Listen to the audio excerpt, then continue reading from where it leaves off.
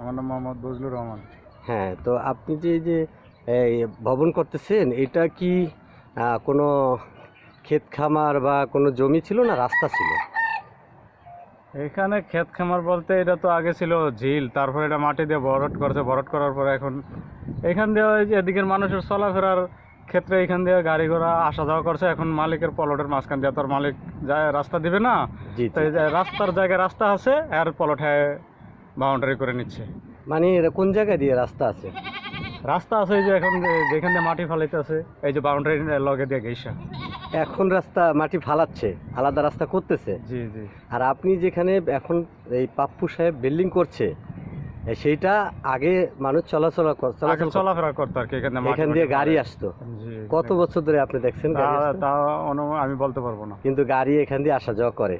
গাড়ি এমনি আসতে যাতে দেখি। আমার তো বাসা হলো অনেক দূরে, আমি এখানে ওই জি। যে পাপ্পু সব আমারে আনছে কাজ করে। এখন আপনি দেখতেছেন যে সেই রাস্তাটা বন্ধ করে বিল্ডিং হচ্ছে, এই তো? জি। আপনি মিস্ত্রি, আপনার নাম কি? আমার নাম মোহাম্মদ বজলুর রহমান। আচ্ছা।